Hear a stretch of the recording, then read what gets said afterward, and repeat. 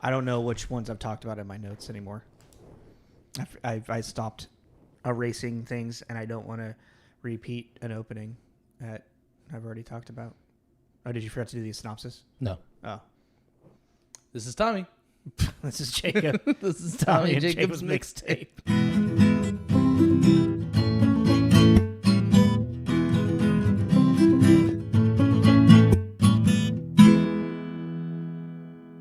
E.T. phone home. Whoa. Whoa. Oh, my. Okay, don't touch that. Pull it. Move it. Pull. Yes. Pulling. Good? Keep going. There we go. There we go. Hello, everyone. Welcome back to TJ's Mixtape. I'm Tommy. That's Jacob. We are a movie review podcast. We're two buddies. We talk about movies, who made them, how they were made, kind of who stars in them, themes, and talk about the movie a little bit. Then we give it a rating. The rating is arbitrary, but it's a good way to end it off. And today we are doing Cocoon! Spoon! Yes, we are doing 1985's Cocoon. And for those of you who haven't seen it, a group of seniors discover a pool with hibernating alien pods that have a rejuvenating property. Do the pods? Yes. For the aliens. The rejuvenating properties, well, both. But Okay. rejuvenating properties to the seniors. But, okay. Well, maybe we'll get there. Because that's not what I got from it. Okay. I thought the pods were just the vessel of keeping those aliens alive in like a cryogenics type of state. Yeah, hibernating aliens. Yeah. But the aliens themselves had something that a life force energy they were putting into the pool to save the people, their brethren in the pods. Maybe. I thought it was coming because from the pods. When all the old people actually jumped in the pool and Walter, lead alien, that's a good point. Yeah. he's like, pool- he's like, the life energy is gone. They used it all. But my sentence makes sense either way because it has a rejuvenating. So the pool has a rejuvenating properties. Mm-hmm. Basically, yes, this is a sci-fi drama comedy fountain of youth fable. Yeah, you'd seen it before. Yes. And upon your rewatching, when's the last time you can recall kind of watching it? I don't know. Kiddish. Yeah, teenager. Still enjoyable. Still it's pretty sentimental. Like too many sugars in a cup of coffee. Very 80s in that way. And it's aged a little bit. A little bit? Yeah. Well, I don't mean special effects. I mean the writing is very very 80s and still a cool concept. It's a great concept. And it's funny. It is funny in moments. Yeah, no. But it's very feel funny now. It's like feel sad now. Like, there's a joke for you. Haha. Here's a sad moment. Oh. Yeah, it's pretty in your face. mean, yeah, I enjoyed it. I still enjoyed it. Yeah, But do I get people being not interested? Yes. It brought me into this thought, and I've been thinking, like, digesting this since I watched it yesterday, is movies like this have a very specific sense of nostalgia for people. Yes. Because this movie wasn't really groundbreaking in any way for special effects or writing, directing, anything like that. It's like Ron Howard's one of his earliest films. Well, I mean, it did win an Academy Award for Best Visual Effects. Fair, but it wasn't groundbreaking. It was just like, hey, you guys did a good job for 1985. You know? Because Star Wars at this time is groundbreaking. Mm-hmm. You know, and this is nowhere near Star Wars level of special effects. You know what I mean? Even for like Return of the Jedi. Yeah. So, but what I'm going at is that this is like a movie where it's like, because like there are movies like Star Wars, you know, that were innovative for their time. Like that you can look back and be like, oh, I see where this came from type thing. And so like in a retrospective manner for people that have never seen it, like, oh, I can see that. But like showing someone that's never... Well, I'm sorry, but just to clarify too, like in Star Wars, you know, when the Emperor shows up and the fact that that's a painting that they used and then made that, you mean like that? Like that was a cool effect and a cool idea to do to make these or landscape basically paintings and then incorporate them to look and be part of the actual planet or we're looking at. In Return of the Jedi, the use of green screen with the speeders was not really a thing that had been done at that time, making it they're and they're just sitting solo, and the green screen is moving really fast. The way that they were creating atmosphere in Return of the Jedi was on a grand scale like that hadn't really been done. Okay. And Star Wars and Lucas has consistently done that through the years. Even in the prequels, there was it was revolutionary state of the art special effects that they were playing around with. You know, this is just Lucas Arts sound. What the fuck is that studio called? Did the special effects with this movie? Film Magic, no. Some light studio light. So we need to just remember this, but they did the special effects with this, so it makes sense that they would win the Academy Award because they were using industrial light magic. They were using some of the best at the time. Mm-hmm. But it's kind of hard, for someone who isn't a film buff, be like, oh, let's watch Cocoon, and they're like, okay, sure. You and I can sit and watch Cocoon and be like, okay, I appreciate this. I like this. But I don't, I'm jumping kind of the end of the episode, I guess. It was just a thing that I was thinking about nostalgia. It's I personally really like, what's a really bad comedy movie I like? Porky's. Dude, yeah. That's for a specific group of people. I was trying to think more of the 90s, but yeah. I don't know. That was the first one that came to mind. I know. Definitely not that one. But yeah, it's there's a nostalgia factor with this that I can see will only exist for people that have seen this movie at a specific time. Well, and even rewatching it now with a different kind of mindset on the whole thing, I kind of had this feeling, and this is just me. This is not, I didn't read anything or have any proof of this, but this did kind of feel like Ron Howard trying to do an E.T. That's why I said the E.T. phone thing.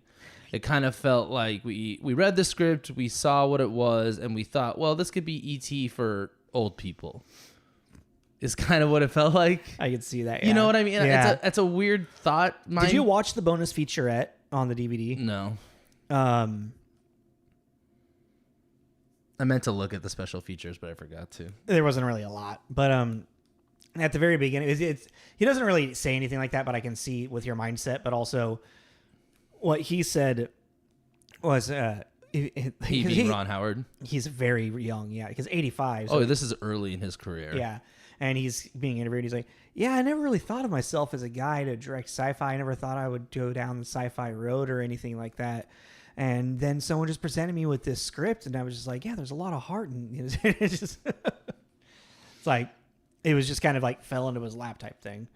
But I could see he's like, yeah, sci-fi, what did Spielberg do with aliens? Yeah, let's have fun with that. Yeah.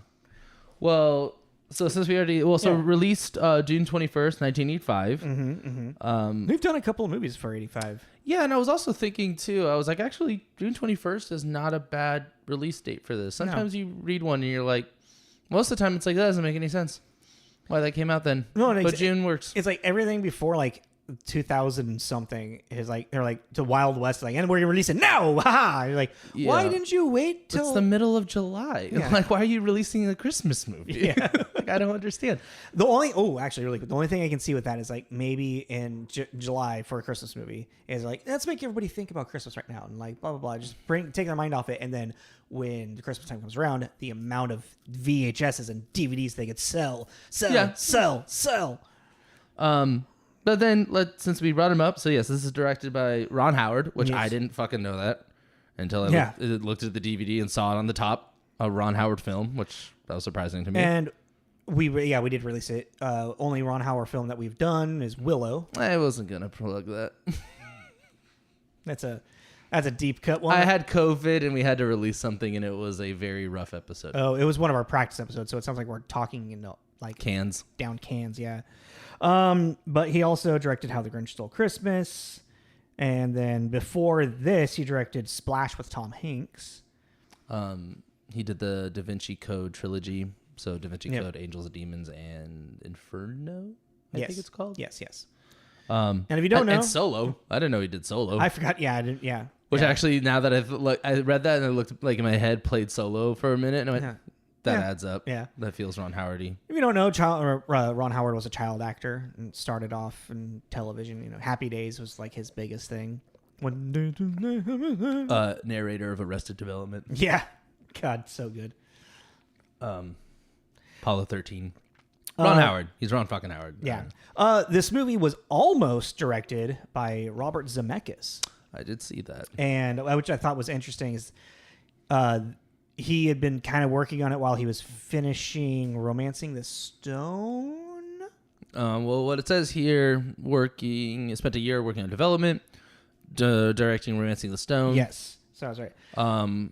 But then his two other ones, I Want to Hold Your Hand and Used Cars, both being commercial failures. And then then Romancing the Stone was.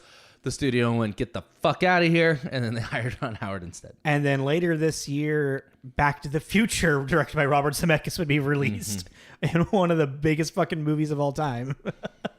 So I want to take a peek down that timeline. and see what Cocoon When was when Zemeckis does Cocoon, and then who the fuck does Back to the Future? It would have been, Or does Back to the Future even happen? it would have been better. I honestly think. Has Zemeckis done it? Yeah.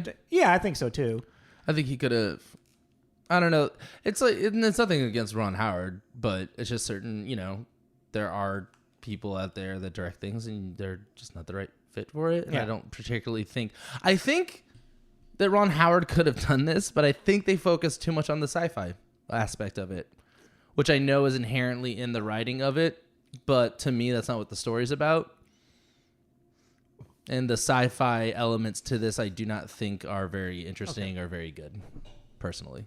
I had to think about that because it doesn't, I don't feel like there's a lot of sci-fi elements in it.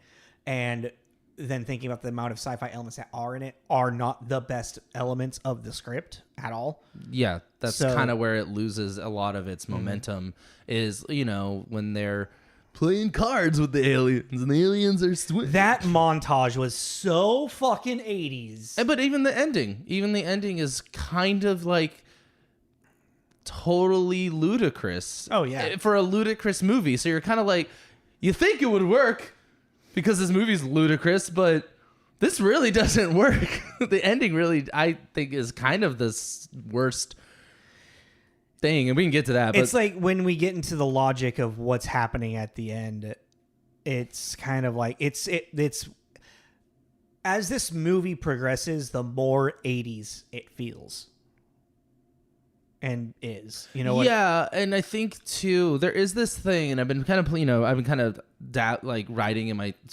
free time again, just casually, and haven't come up with anything good. But something I have adopted too is put the pen down. You're done writing the story, right? What you want to say is done, but you don't have to write it down. But what happens after? And I feel like there's a lot of movies that you're kind of like, you're leaving too much open. I mean, like that last scene, you're kind of like, what happens after? Mainly to Steve's character, local man kidnaps 30 senior citizens. And they disappear in open water. Assumed mass cult suicide. Like, I don't know. You know what I mean? I'm like, well, Yeah. And then it's just this 80s kind of like, everything's fine. It's like, Yep. It's not. It's really not. The Coast Guard was called. It's not fine. Like, some people need to answer some fucking questions. Fucking Steve is in a black bag site somewhere being interrogated by the CIA and FBI. Who fucking, again, like as I said in Diner, looks so much like Shia LaBeouf. Well, Shia. I could see it. Oh, well, it'd be more, to me, it's more like he could be his dad. Yeah. Like if The mannerisms, the acting, Yeah. the curly hair. God, he's such a douche in this. It's great. I know. Such a douche. All right. So we went through Ron Howard and then down a rabbit hole there. Written by, Story by David Saperstein. Saperstein. Frankenstein. Done movies called A Killing Affair, Beyond the Stars. Author of the Cocoon trilogy. Wrote Book? a book. Oh, I did not Afterwards. find that. There was no Wikipedia for these two people. No, I went down a rabbit hole and I actually found an article Nice. Okay. that he wrote on AARP. That was very fitting. In 2019. Talking about his writing of the script when he wrote the script when he was in his 40s. Mm-hmm. And, you know, it was kind of, he got the inspiration from visiting his in-laws in Florida. Makes sense. And so he wrote all this, and now he is the age of the people he was writing about. So it's kind of him reflecting back on it. And he talked a little bit about his trilogy. And that's cool. The trilogy actually sounds kind of cool. It kind of weirdly... I didn't know there was a third one. Or is it only in the books? Only in the book. In the books, yes. Yeah. And it spans over a 20-year time period. Okay. Weirdly enough, I don't think we've had this before, or we might have. This works better for a book than it does a movie. Yeah. And it's interesting. But I mean, so it's also interesting then to think about is that this was a movie and then later he adapted a book. Mm-hmm. It's a weird circle of events. But yeah. So that's David, the big claim to fame. And then our other screenplay writer, Tom Benedek, who did The Adventures of Pinocchio, which I do Fever Dream, still want to review at some Jonathan point. Taylor Thomas. I still think we should do that thing. You know how we did Pinocchio, the Del Toro one? Yeah. We should figure out when that was, and around the time do another Pinocchio, and we could do Adventures of Pinocchio. It's coming up. I want to say it was like a February or March. Okay. Like, just go through and, like, do the remakes and, you know, whenever they pop up. It would be interesting to, like, movie. Find a block from a couple years ago and just do, like, movie adjacent of that entire block. Like, what do you mean? I don't know, like what you're saying. Like, okay. Do another... So, I'll do movie adjacent. That's what Yeah. I was thinking. That'd be kind of fun. Yeah. Just go through it and find one and be like, oh, yeah, this is really similar to this, so we're just going to... Yeah. Or that. Do Adventures of Jonathan Taylor Thomas. Because I remember that movie... I remember that movie being visually really cool. Like, special effects and stuff. I remember that being pretty rad. Sure. What? My memory of it is yes and very 90s. Does that make Yes. sense? Yeah. For the 90s, it was rad. It may not be anymore. Not at all anymore. Yeah. Yeah. And also I wrote down Zeus and Roxanne because I've heard of this movie. I don't know if you have. But it also stars Steve Guttenberg, and it's about a dog and a dolphin becoming friends. Didn't you want to do a whole Animal block thing? block for the last million This years? would be a weird one to do for it, but I mean, well, fitting. But a touching friendship story between a dog and a dolphin. That is literally the that synopsis. got made. Yes, That's crazy. that is the synopsis on IMDb. We don't know anything else. We know there's humans in it, but it's about a dog and a dolphin. And that's all you need to know. It's got like a 5 something on IMDb. It's like I feel like with a synopsis like that, it'd be like a 3.8. You know, No, it could be that nostalgia thing kicking in again. You know, right? yeah. Which one is Zeus and which one is Roxanne? Zeus is the dog. Roxanne is the dolphin. That's my guess. Some weird fur babies. Seal. Aquatic. They just give birth to a seal. That's the big twist at the end. That's how seals are made. Dogs been fucking dolphins this whole time. I kind of feel like the dolphin fucks the dog. I mean, We need to move on. We need to stop this now. Okay. What do we do next? Oh, let's do our starring. Yeah. oh boy. Okay. I have the retirement home, elderly people first, and then everyone else. Okay. Starting with our leading men, who are kind of like the driving force of the movie. Don Ameche. Who plays Art? Mm-hmm. It took me halfway through the movie just staring at him, just be like, why do I recognize him? Why do I recognize him? Trading Places. Trading Places. Mm-hmm. And he was the voice of Shadow in Homeward Bound. Mm-hmm. I was like, oh. Yeah, I didn't. A lot of these actors are way before our time. Way before our time. So, and unfortunately, most of them have passed away. at this Yeah. And there was a part of me that would be like, well, I could be like, well, they were in this movie, but it's like, like 1940s movie. Mm-hmm. But I haven't seen it, so I don't know if that role is a minor role, big supporting role, or lead role, mind you. So there's only a couple that I did make a note of because I know that they have a bit, whatever. Well, I know their role. And then, Wilford Brimley, who we've done. Yes. We did with The Thing. Who, funny enough, at filming this movie, he was like, 20 years younger than everyone? 50, yeah. Yeah, he turned 50 while filming it. Yeah.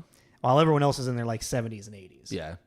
So, he, bleached his hair and, they added, liver spots on his face and whatnot. But, I mean, makeup, great. I didn't... I know. I was sitting there, I was like, man, I feel like Wilford Brimley isn't that old, but... Yeah, And that dude's hair is distracting. How bleached it is? No, his chest hair. Scene where he's talking to his grandson and there's literally just a bush coming out of his shirt and crawling up his neck. All I could think about was man, I couldn't imagine being that hair. Just having your neck hair, your beard, neck, and chest hair just all connect. That's just, I don't like that. That's just crazy. Yeah. Men are becoming hairless as well. What's happening? There's no one in our generation that I know that's that hairy. I think I've seen it on backs before. Fair. Am I making a little self-conscious? I don't give a fuck. But yeah. And also Will Ferrell is in an Ewoks movie. The Natural, The Firm, In and Out were just some titles I wrote down. Yeah. Um, He's a great actor. and he passed away in 2020. Oh, really? Yeah, so he's one of the more recent I mean, that makes sense. because he's And then I got Hume Cronyn, who plays Joe. Gah. Batteries not included, and 12 Angry Men are the only two things I've seen of his. And then with Batteries Not Included, going into Jessica Tandy. Yes. Who we did last week. Fried Green Tomatoes. Yeah. Driving Miss Daisy. Batteries Not Included as well. Mm-hmm. And then I wrote down Maureen Stapleton, who plays Mary, Wilford Brimley's wife. And Jessica Tandy is... I'm forgetting the characters' names. Jessica Tandy is Alma Finley, who is married to Hume Joe Finley. Joe. Yeah, so Jessica Tandy and Joe. So Alma and Joe. Yeah. And then for Maureen Stapleton, I just wrote down she was in a movie called Reds. Because she won an Oscar for it, Best Supporting Actress. So that would be the thing I think people would maybe recognize her most from, which is a very interesting movie. Warren Beatty, investigative journalist in Russia, wanting to take the ideals of the revolution in Russia into America. I was like, this is weird. Interesting timing. Interesting time. And then Gwen Verdon, who is Art's love interest. I can't remember her name as well. Bess McCarthy. Thank you, Bess. She was Lola in the 1950s musical Damn Yankees.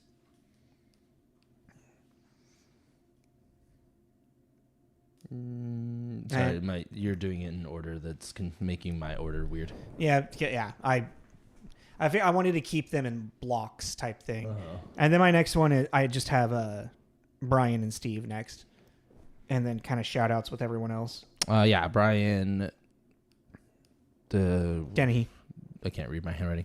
Plays Walter. I only really recognized him from Romeo and Juliet. You don't remember him, Tommy Boy? I've never actually... Black Sheep and Tommy Boy meld into one big movie for me. He's his dad in Tommy Boy. Yeah. Okay. Like I said, Black Sheep and Tommy Boy just are one giant movie to me. I mean, same humor, obviously, same kind of jokes. I mean, it's the same thing with Uncle Buck and... What's the other one? I don't know. Can't think of it now. Uncle Buck, another John Candy movie? Yeah. What, Cool Runnings? No. That one stands out. I just wanted to see it. No. I don't know. There's another movie. Maybe Great Outdoors. I was going to say Great Outdoors. Yeah, probably maybe. Great Outdoors. Okay. Trains Automobiles? No, that one stands out. Okay. Because Steve Martin has like one of my favorite cinematic moments. Oh, yeah. Yeah, in that movie. We talked about it on the episode. Yeah. It still makes me laugh when I think about it.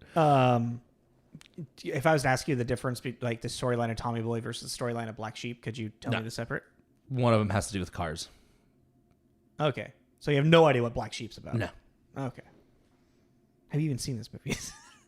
I'm like interrogating I've you. seen, because David Spade's in Black Sheep. No, Tommy Boy. Yeah, he's in both of them. They're a duo in both. What the fuck? Don't come at me. I'm The not- two leads are the same fucking people from the same time period, and I get them confused, and I'm the asshole. I'm not okay. I wasn't. I didn't mean to seem like I was interrogating you. Like, well, it's. I was just having fun going down a bit of seeing where your mind was at. I think between the two of the movies. I think that's the promo right there. Don't come at me.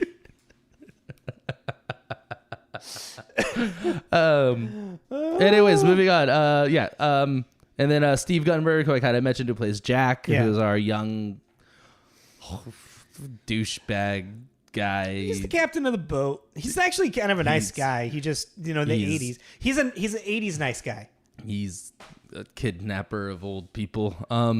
Short Circuit, 3 Men and a Baby, and Police Academy. Right? Diner. We did Diner.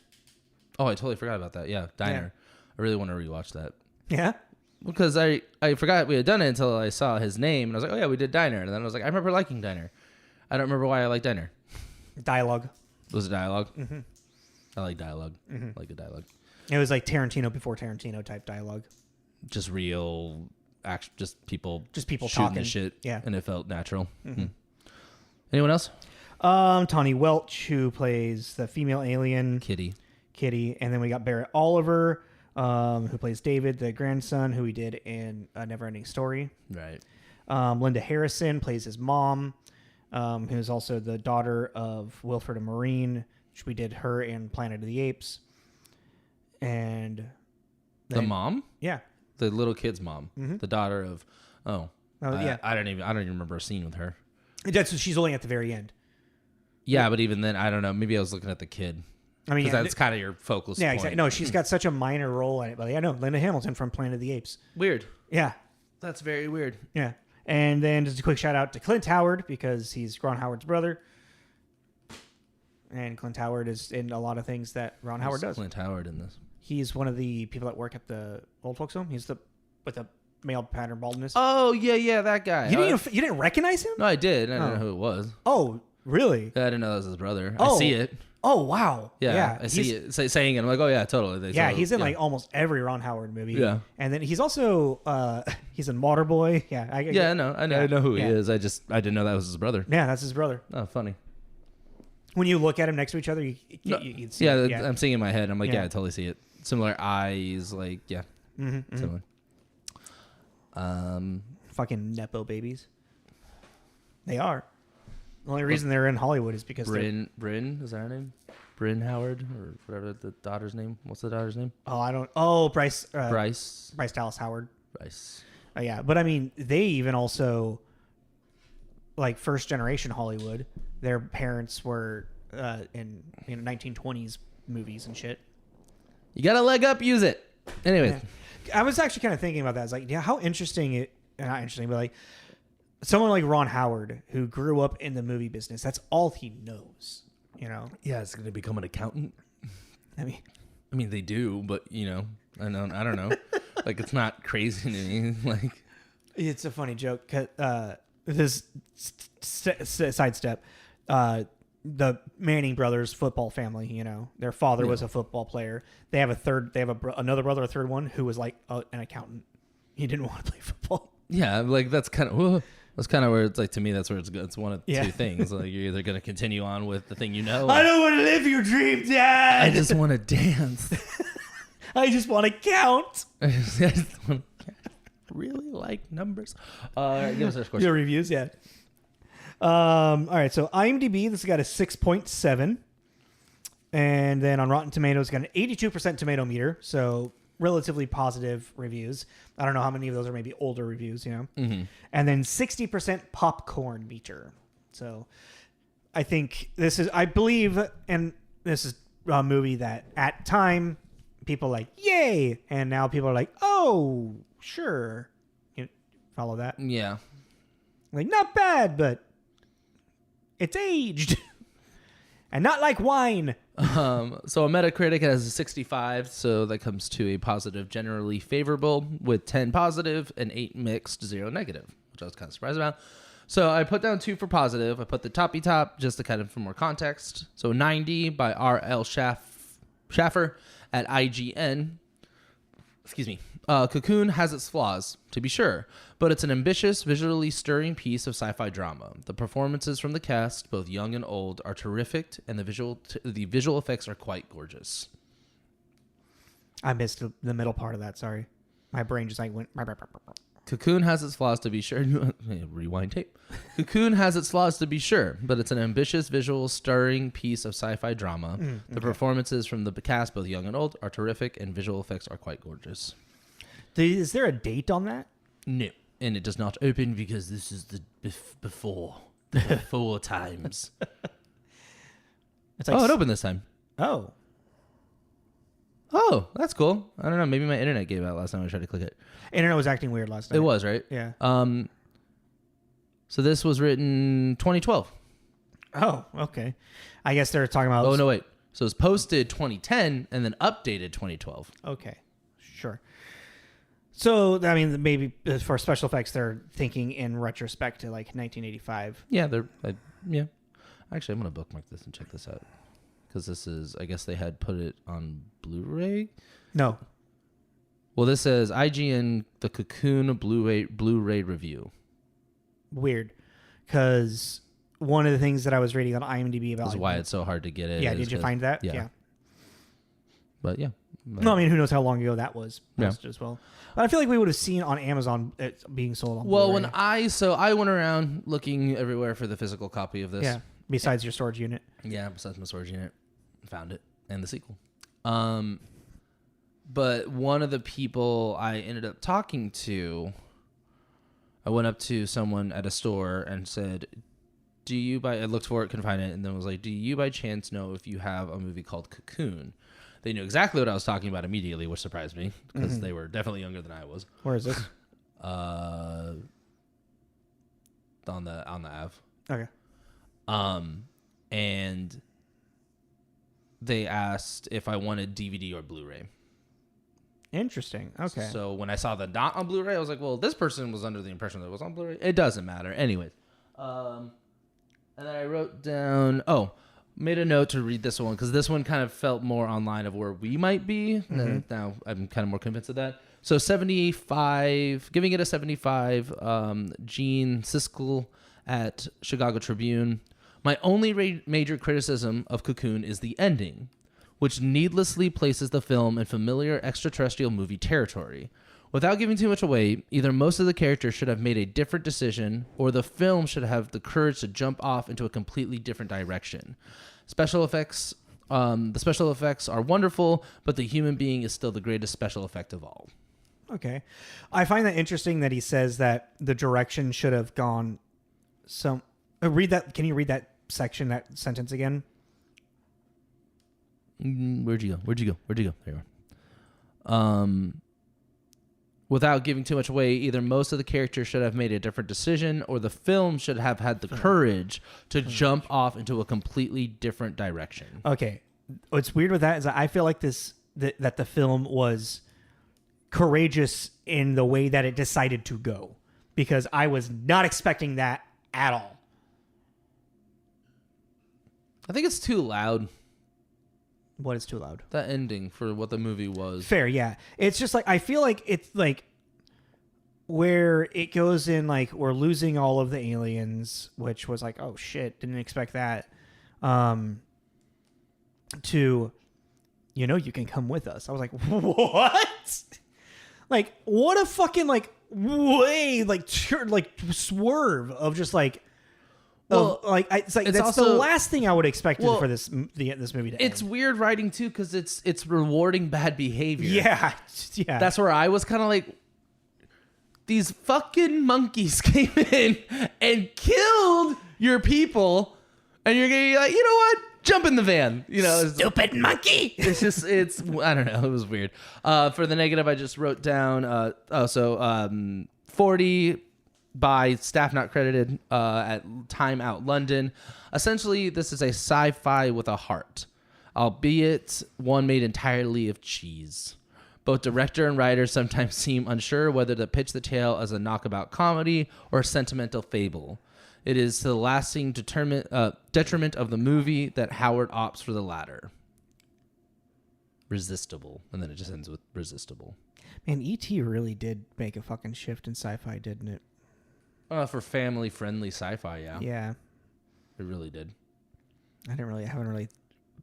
That's kind of like which is and piecing in my head together right now. Don't like E.T.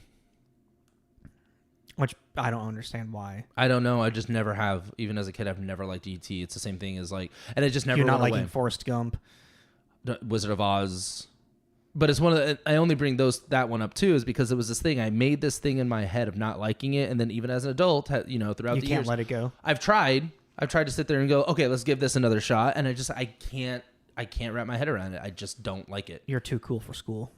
I know. Me and my Hawaiian shirts. Bitch, I know.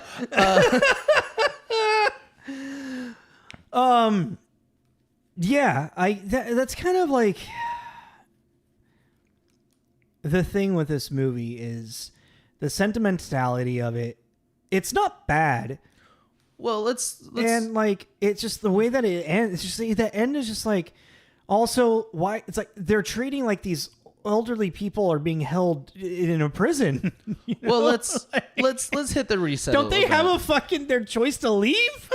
It's like let's hit the reset on this a little bit. So, as I said in the beginning, this movie. So these three men mainly are like our leads. Are three men. They're the ones that kind of spur on this thing. They spend their time breaking into this pool next door to their assisted living home, their retirement rambunctious. community. Yeah, and so they've been breaking into this pool. Lo and behold, aliens have come to.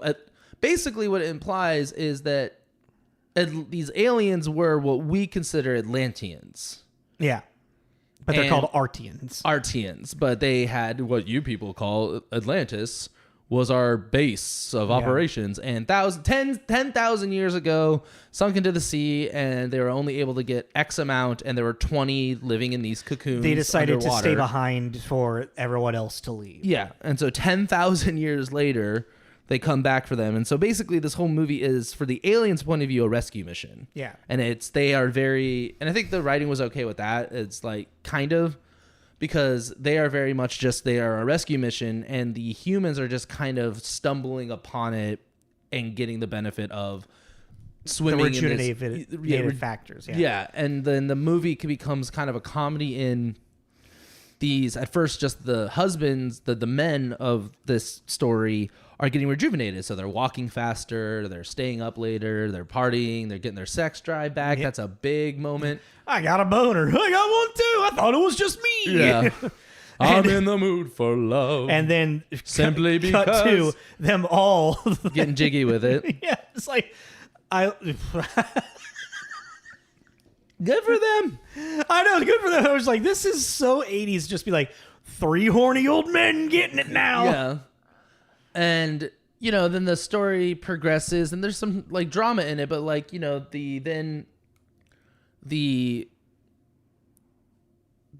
men get their wives and partners involved, and then they start using it, and then that basically causes the drama. Mm-hmm. Because you have one... And Bernie doesn't want to do it. Yeah, like... I'm nauseous. I'm nauseous. You said it. You said... It's Filbert from Rocker's Modern Life. But Bernie has this kind of it's not natural idea. Yeah. Which was weird too. Just a side note. I always remembered it as it being a religious reason. I don't know where my brain put that in there. I mean, I guess just for the fact where he's like, it's unnatural against God. But he doesn't. His biggest thing is breaking the law, like helping aliens. He's more about the law than any religious factor. Yeah. Which is just funny that my brain just changed it to some kind of religious thing. Well, it's like him and his wife Rose are they're those example. They're the example of what the natural is like is the inevitable. Well, yeah, but even then with that too, it's like there are two characters that not only the older, but they have. So you have Joe who has some form of cancer, he's dying. But the pool is rejuvenating him and keeping the cancer at bay. And then the other conflict becomes Rose, who has some form of Alzheimer's or dementia or Parkinson's or something going on, some kind of degenerative mental disease. So, as friends, they want Rose to come with them to help with that. But the husband, Bernie, has this whole, she's my wife, damn it. And we're not going to do that. It's not the way of things. And I forgot how sad that scene was when he decides too late that maybe jump in on this thing. That was really sad. It was very sad. I didn't feel anything, actually. It could have. It's just that's the thing. I think it's because it's like I was expecting. I was like, oh, here it is. This is when it happens. Yeah. Well, that was the, like we were saying earlier, the feel sad now, feel happy now, go sleep. His like taking her to the pool and everything, like, and talking with Walter. I was like, oh man, this is hard to watch type thing. It's like, ugh. Okay. Yeah, and that really just comes down to, I guess, really what it is. It's one of those examples that we've brought it up over the years on different episodes, but the last 10 minutes of the movie are critically important because it's the last thing the audience sees. And this movie really, the last 20 minutes are just kind of like, it's a roller coaster. And it doesn't fit. It's not good for. And I kind of like had this thought, and maybe I brought this up about Fried Green. I can't remember where I said it, but it's this moment where it's like they were writing the script, and then they got to a point where they wrote something like that they didn't know how to, get out of, and as opposed to just like backing up a couple of beats or moments or like a scene and correcting it that way, they're like, well, I guess the aliens take the humans too because they now have room for more people. Well, yeah, because like when they lose all of when the rescue mission fails, yes, hardcore. Which I thought was the biggest swerve of the entire movie. Was like, wait, I thought it was going to eventually turn into like, okay, well, now they're all dying. What are they going to do to rejuvenate this pool so then the cocoons in there can get revitalized again? So there is safety. I was like, that's where I thought it was going. Yeah, that's the logical thing if the movie was made today.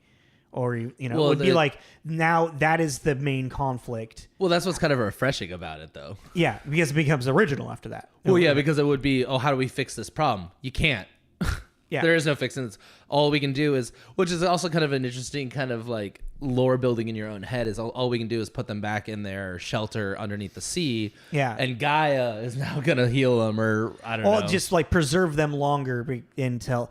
Also, the fucking dolphins. Just all I could think of was Hitchhiker's Guide to the Galaxy.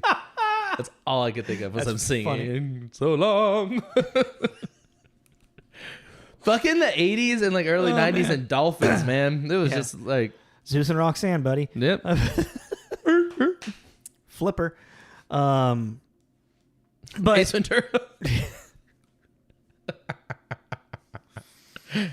Snowflake. Right? That was his name? Yeah. Okay. But yeah, it's this whole like, the rescue mission is a failure, and I thought it was going to turn into, let's find a way to save them, and it's like, well, then it's like, well, let's just put them back where you found them, and Wilford Brimley's like, there's enough of us, we can help you, and the elderly people help them because they fucked it all up. Well, yeah, I mean, I want to give context for that because we kind of mentioned it too, but it's like. So, the other seniors start noticing this rejuvenate because they're being so fucking loud with it. But they start noticing these 6 at 7 individuals are suddenly 20 years, acting 20 years younger and climbing trees and fucking all the time and so on and so forth. Is it common for your wife to climb a tree? Every once in a great while. Mm-hmm. But... so the other senior and it's just, I don't know, that's another writing thing is like, there's no incognito whatsoever. They all go to this one pool all the time. Yeah. Well, there's kind of this sense of them wanting like during, I think it's Joe's birthday, which also fuck Joe. How do you do that to Ninny? Watch Fried Green Tomatoes way too close to this.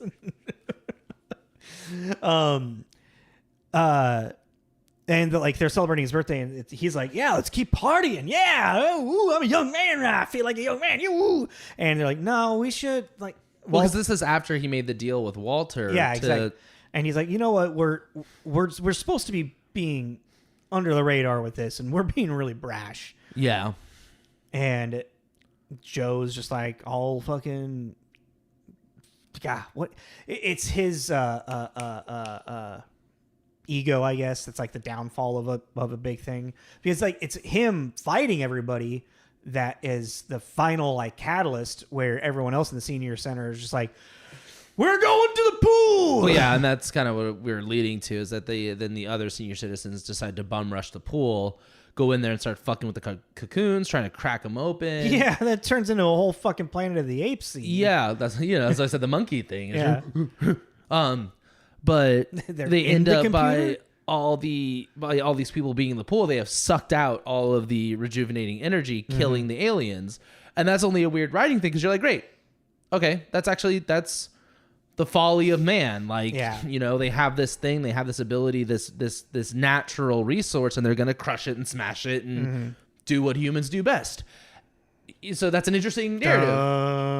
Yeah, like that's an interesting narrative to have. But then fucking Walter, the leader of the aliens, is like, hey, I know you just murdered 3 of our people, to the point where now the other 17 of them we got to put back into the water for another 10,000 years. Do you want to come to our peaceful, wonderful planet and fuck it up? There's room for 30 of you. Yeah, 30 of you can come on our spaceship. It's just, you're kind of like, I get what you're doing, because this is in 1985. It's a family movie. That felt like the biggest swerve to me. And that was really stupid. It was the most illogical moment of the entire movie. And we're talking about a movie where aliens come down to save aliens. And that was the illogical. Which just happened. I'm sure. That's not even the weirdest part to me. The weirdest part is why the fuck, it's that whole joke that, Earth is just a bad neighborhood. Yeah. Like, there's humans on there? We're not going to go there. But okay, fine. So we're like, all right, fine. We'll accept, eat the carrot, and we'll go with, they're going to take 30 of these pieces of shit with Which them. then becomes a metaphor for heaven, in my opinion. Oh, it's rapture. Yeah. Well, no, even that whole scene. Yeah. They're getting dressed. They're getting all ready. It's rapture. That's all it said to me. And that's why I made the joke about the what's his name? Jack, local man, kidnaps 30, and cult killing. Yeah. Because that's all it felt really culty. And then you're like, fine, okay. Yeah, so, no. Even as like when Wilford Brimley is explaining it to his grandson, it's like, well, your grandma and I are going to be going away. Going away for a while. Where?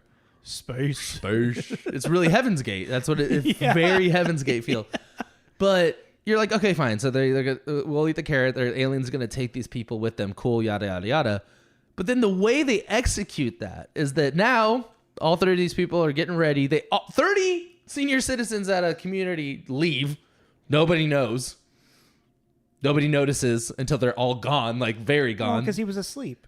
Uh-huh. The orderly was asleep. Yeah, fired. And then they decide to get him all on his brother's Ron Howard. He'll get a job. And then then they get him on a boat, and then they're gonna drive him out, and then the kid, now it's a kidnapping of a child as well. Oh, I guess he jumps on the boat. Yeah, and it's just, this whole thing becomes this really wild chase scene by the Coast Guard with helicopters and everything. It's like, this escalated quickly. And then the spaceship, which also I bet money. I watched this with my mother, and my bet was the spaceship was going to be an egg. I don't know why. I really got the feeling. And it kind of was. Well, then it was a flying saucer, and I was like, oh, that should have actually. It's 1985. Like, it should have just been a flying saucer. Yeah.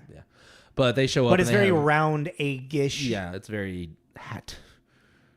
And they show up with a bunch of smoke and beam Scotty up, and then Steve is in love with an alien. Yeah, there's that whole peeping Tom thing, which made me laugh because he's a total creep, and he backfired really hard. And actually, one of my favorite shots is he's like, she's not normal. He's got the blowtorch, and he's him running around. Yeah, is so funny. It's just physical comedy is funny, but then the fact that he's looking at her all horrified, and then you notice that her ear is not on, and then Walter just comes up and fixes it. I thought that was really a fun little gag to put in there. But he's being a creep and peeping Tom, and it backfires because she's a face-eating alien, and that was a good joke too. Yeah, the face eating. He's like, oh, is that a delicacy? Nope. No. Let's pretend I didn't say that one. Yeah. But yeah, it's, to me, it really is the biggest falling out is this over the top chase scene. Well, because for one, it seems like how quickly to. I mean, I guess 30 senior citizens disappearing in the middle of the night is alarming. But also, that's what I'm sitting there. I'm like, why is this being treated like they're being kidnapped? And why is it also like, well, do they not have? They have their freedom to leave, don't they? They're not in prison. Yeah, but I think it would. Which is where the logic of just like the 80s logic of like, well, they're leaving. We have. Who would try to? They need to be stopped. You know. Well, I mean, but that's the thing. Is I respectfully disagree because if let's say you are the manager of a facility like this, and then suddenly you get a call that 30 of your residents have just got up, walked away, and are now all just on a boat in the dead of night, going God knows where. You probably are. You're responsible for them at least because the families are going to call and be like, where are my parents? Yes. Oh, you're not going to be like, oh, I saw them leave on a boat at midnight. What do you mean with the 28 other people? Where'd they go? I don't know. You're going to figure it out. Well, that's why I said it is alarming, but for the Coast Guard to get called. Well, that's because the kid gets involved. That's fair. That's where, that's the plot that's how they okay that is now the kid has been, and now there's a kid involved. Yeah, that's how they did that. But even then it's too loud. Like that really should have and this is just, kind of off the top of my head, but even then, if it was like some really sweet kind of everyone saying goodbye thing. And Bernie said goodbye. Oh yeah. But like if everyone's saying goodbye, and everyone goes to bed and the next morning they wake up and everyone's gone. And you keep it this, we don't, as the audience, really know how they did it, but they went and they collected these people that wanted to go and then beamed them up from their bedroom or something. But this big spectacle that it became, because even then, like when it's kind of like the review that I was reading about the writers making the wrong, the people making the wrong decisions about whether they want to go or not, it is kind of blown over. Like, yeah, with what's their names? I totally Ben and Mary, the Wilford Brimley. Yeah. What about what's blown over? Well, like that, like they're having they have their goodbyes and they're having this moment of kind of like with their daughter and regret because they're leaving their family behind, and he's just real old guy in the 80s. They'll be fine. He just keeps, and that's it. That's kind of the only and this very rarely will I go into this realm of this sequel. Sounds like it helped finish the story because this felt open ended. This felt like a very because in the sequel they come back, right? Yeah. So and I haven't watched the sequel. I just read what the synopsis of it. Because but if this is a standalone, then it's very much kind of just a sentimental if it would have just stood alone, I think it would have been fine. It isn't the best ending, but it is a fine ending. It was and the old people went up with the aliens and they lived happily ever after. It's kind of like a right off into the sunset type of, scenario. You know what I mean? Yeah. But in the sequel, they come back 5 years later for the actual rescue mission. One of the cocoons has been taken by the government. And so the old people hatch a plan to go into the government facility to take the cocoon back. This is the sequel? Yes. This is wild. I know, right? Well, because I know a couple of people made reprising roles. All of them. Everybody. Oh, they all came back. Everyone. Oh. Every single one. Nice. That's cool. Okay. I think maybe there might be one or two, but the main, all the mains pretty much. And they touch on a couple other things like Bernie, how he's doing after Rose's death and stuff like that. But the big thing is that they kind of they complete the story, I feel, in the sequel. But in what could have been the last 20 minutes of completing the story in this one, could have just been they did an 2-hour long movie for a sequel. Yeah. And they also have then that the debate of the ones that left and they're now back and now they have a second chance, a choice. Do we want to stay with our human families, or do we want to go back with the aliens? To the immortal planet. Yeah.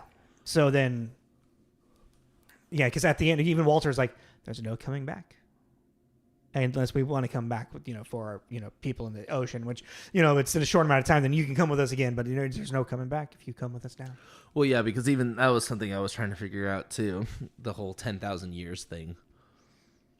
Why? Like why it took them 10,000 years? Yeah, why 10,000 years? Because now they have the technology to come back again and again. I don't know. Yeah, it's just like it's... Eat the carrot. It's 80s logic. Yeah. It's just, that's a long time. 10,000 years? That's a long time. Only every 10,000 to 11,000 years do I make a stupid mistake. Stupid writing. I guess they view time like elves. Okay. Yeah, I mean, maybe. If they're pretty much immortal, because they're like, we'll live forever. Forever isn't a word we know. Yeah, God, so some of the writing is really like, isn't that clever? You're like, maybe at the time it was. At the time, it was probably like, oh, wow. Yeah, it's just that's so deep. I did want to I made a note of this, and I really don't know if there's really any way to fix this ever in a movie. But man, nothing to me really shows its age until there are fucking musical montage moments. Oh yeah, God damn, Footloose, calm down. That was bad. It is bad. It's really bad. Dude, that's why the 80s montage is a joke in so many things. No, but it's just the music. It's like, close your eyes and I can see Prince doing his thing to the music.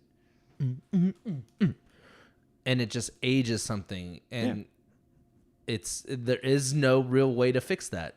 No, because it was a trend at the time. No, but even today too, like music that like you're going to play I feel like any music time frame that stands out that you put into your movie, because that is the type of music that is the popular music, and then you are putting a stamp on that motherfucker, and it is forever there. And just sometimes it just really is kind of jarring, Yeah. Shout, let it all out. What about someone using that song today? Like, I don't know, Marvel, Avengers, and they put Tears for Fears in their song? Yeah. I mean, their movie? Yeah. No, I guess not. What's the difference then? I'm just asking out of just like curiosity of your mind. Don't come at me again. I don't know. That's actually a good point. I mean, it could be just a combination of the style of the movie. I guess what it is like you can look at Cocoon and you can see that it's an 80s movie and you know it and it's fine, whatever. But for some, maybe it's even that. Maybe it's just because of the style that is 80s music. I don't know if this is what I mean. It's abrasive. 80s music is really abrasive to me. Is. And I'm not alone in that, right? No, I mean, depending on the music, but yeah. Yeah, it's like I like 80s music. It's got its own very specific feel. There's a lot of synth and there's a lot of energy to it, and maybe that's what it is. But it was the Brit pop, influence. Yeah. It's like ABC, like it's very, shoot that point. It's very up in your shit really quickly, and that just might be what it is. Because even with even Shout, I would even say Shout is a pretty mild 80s song, but it's not very mild song. It's intense. It's not, it's a mild 80s song, but it's not a mild song, that separation. But yeah, I mean, that's it. What kind of reminded me of is Jack Nicholson, Michael Keaton Batman. Mm-hmm. Oh, and the Prince, the music in that, it's like, it's especially because Batman is such that particular Batman is such an aesthetic of this like 40s 50s architecture and cars and fashion and stuff, and it has this very distinct pulp vibe. Yeah. And then suddenly Prince comes in with money, and you're like kind of like, Jesus Christ, it's fitting, it works, but it really ages the movie. Yeah. So that really. I kind of have this. I kind of want to do this now and just like take 80s montage scenes and edit out the music that they do then and put in like Soulja Boy or like. Oh, my first thought was, I don't know why, but like like something modern, or like even do something opposite, like grunge, like do a Nirvana song, like Smells Like Teen Spirit. Yeah, but definitely like do something that is just not of that gender At all. It has to be super had removed. to have been like 20 years post that movie being made. So And just see if it works. no, just to do it Well, and just put it on the internet. It'd be cool to see if you could get watch it and figure out a song that it actually like really works. I mean, That'd be anything cool. with the same tempo and time signature, boom, you got it. WAP.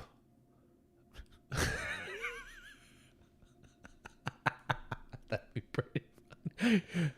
Like getting ready for a date. Getting ready for a date. Picking up the clothes and stuff. Because wet ass. especially all of the exactly, because all of those 80s montages, there's no dialogue that you're hearing. Like, there might be some like ambient noise of like the rustling. But like to like separate like the audio track and just like put. I wholeheartedly endorse this project, and I think you should. I want to talk to you about something when we're done recording about how to do stuff. Don't come at me, bro. I do have Heaven's Gate tab open. I've been casually kind of looking at, and it. No, like people talked about like the comparison of Cocoon and Heaven's Gate. Like, Well, yeah, but the big Heaven's Gate thing didn't happen until 97. So Yeah. this was about a decade earlier. oh yeah, exactly. But No, I just didn't realize how. So me sitting there and watching, going, get this kind of weird religious thing with this ending. And it's the almost like rapture. somebody from Heaven's Gate got an idea from somewhere. Yeah. But But it was founded in 1974. oh really? So it was founded in 1974. Then this movie happened, and then the thing happened. Yeah, well. The thing, the ascension, or whatever you want to call it. All right. Do you have any more thoughts with Cocoon? No, I think that was fun. That was a fun. I mean, I guess I would recommend this movie. It's it's such a cop out to be like if you've ever been interested in watch it, but I mean we're cinephile people, so that makes sense. I mean, it's fun in a sense of like going into like why we're doing our golden years block is it's great to see, it's fun to see like these old people kind of like get rejuvenated and like, because like, one of the charming factors of this movie is how juvenile they act. Like there's like it's a group of like old dudes breaking into a pool because the thrill of breaking into a pool makes them feel young again. Yeah. And that's the thing too, is it is, and that's kind of like the chase of this movie. And that's like that search for youth again. Yeah, and I do think that our collection of thespians that we have in this is quite great, because even Don Ameche, who plays Art, I thought he was wonderful. He's absolutely fantastic. He's this old school romantic, bringing flowers and singing to her. And he almost at first, which I actually thought was actually pretty good writing. At first, he kind of felt like the womanizer guy, and then it becomes Joe. Yeah. Which I felt like he was going to be that. But no, he's got one gal for him, and he's at the club dancing with her, like ballroom style, like in his outfits. And it's because the way that him and Wilford have that conversation is like, you going to do something about that? I have done something about it. You hit that already? Yeah. And he's like, not what I said. Yeah. And you're like, wait, what? But he's like, it's like he's shutting it down because he doesn't feel like he can. That's the thing is like, especially for him, it feels like he doesn't feel like he could give her what she needs. Like he's at the end of it. He's like feeling old, Yeah. So when he gets rejuvenated, he's like, I can give her what I want to give her type thing, Well, yeah. And not just the sex, but no, just but it's like the energy. The energy. She wants a dancer. She's like, come on, boys, we need some real men in here. It's like, well, if we find any, we'll let you know. Yeah, You like know? he is a romantic at heart, Yeah. and that's one of his love languages, and he just isn't really able to do that anymore, and now is able to again. I think he was my favorite, and I just think for that movie, for this movie, it's worth a watch alone just to see these people that have. Pretty much all of them have passed away at this point. Yeah. And this is for some of their kind of last tail end Yeah. of their careers before they did pass away. And it's just kind of the human aspect, and that's kind of what you were saying earlier, the human aspect to this and their relationships and them kind of communicating these woes of getting older. Yeah. Has a lot of charm to it. Sci-fi bit, not as much. But their time together and their Steve Guttenberg falling in love with an alien. Whatever. It's Weird pool energy sex. forgot about that. Didn't care for it, as was you probably weird. could guess. Yeah. Oh, this is poor foreplay. I'm totally screwed. You're like, shut the fuck up, Jack. I'm not just looking to nail you. I just want to get to know you. Bullshit. Like a human. Bullshit. I thought he was genuine with that. That's just how they talked in the 80s. I did not. I'm not just looking to nail you. I just want to know you. Yeah, the peeping Tom is like, I'm only interested in your personality. Oh, God, I would have been reduced to a peeping Tom. I'm going to do it anyways. I guess so. Is that what he says? Does he say, I guess so? No, but that's, okay. It's just so because he's like, look, he's like, oh. And then he's that moment of like, oh. It's like they have to have that moment in the 80s. That's how you get away with it. It's like, oh, he's not that bad of a guy because he's thinking about how it's not a good idea. But he does it anyway. But it's there, so why not do it? Yeah. Da-da-da-da-da-da. Oh, I can't eat this cake. But if it's there. Well, because like even the fix right there is he does it, has that moment. Like, don't do that. That's ridiculous. And then she starts taking off, and then a bright light is and he's coming. Like, what the fuck? The hell is that? Then you could justify it to be like, is there fire in there? Yeah. Like, you know, but that was very 80s in it. But yeah, I mean, I recommend this movie just because it is this great. I think the human aspect to it is kind of what delivers it for the older crew, you know. But what do you want to give it? I mean, do you have any final thoughts on or? I mean, he kind of summed it all up. So what do we give Fried Green? We give Fried 3. I'm only at 2.5. I was gonna say a 2.5 or 3. I kind of want to give it a 3 just because I really do appreciate the actors. I think it's kind of like Fried Green Tomatoes. I think that the acting was really great. Yeah. But the only problem is the script, and it's kind of just it's weirdly just the sci-fi elements, and you can be like, well, this is a sci-fi movie. Yeah, but to me the sci-fi is an afterthought. That is not what the movie is about. The movie is about with older Fried Green Tomatoes, though. I feel like that aged just better enough. This didn't age as well. True. This did turn a little sour. Mm-hmm. And it's like I guess a 2.5 because it is like that whole, what I just said, like with the whole sci-fi element. It's like that's not really the point. And you're like, it is. It isn't. But it's a lot of it. It's important to the story, but it doesn't have to be the driving factor. You know, them befriending the aliens, sure, but then like, oh, now they're playing cards with them. They're doing, you know, activities together. Yeah. Also, the lack of conflict. Like, it's one of those things like these aliens are just automatically so understanding of humans because like, you're a human. You don't get it yet. You know? Like, yeah. You silly little animal.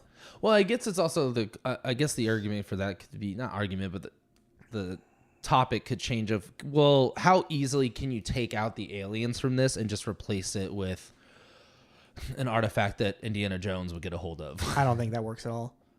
I mean, it could work obviously, but I don't think that's the completely different movie. Well, that's what I'm trying to say. Like, I guess what I'm trying to say is like, well, when I'm like, well, the sci-fi isn't the point of this. The sci-fi is the spine, the backbone of it. Yeah. That it's built on. It is a sci-fi movie. It's the roots. Yeah. Because it's like you can't take the sci-fi out of this movie and not.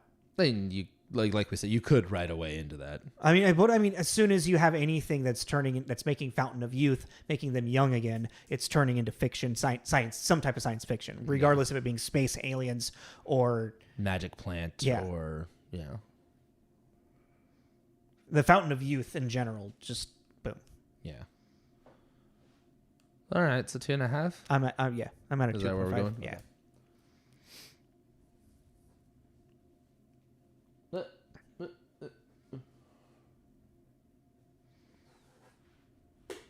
All right.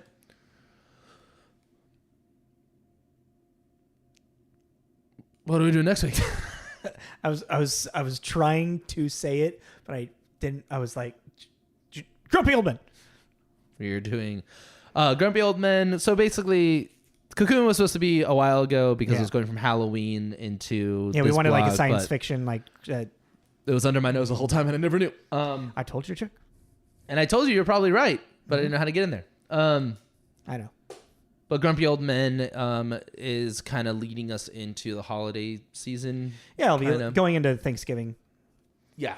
Holiday. Because this movie takes course over like an entire winter. I want to do something very different. For winter? Yeah. For holiday? Okay.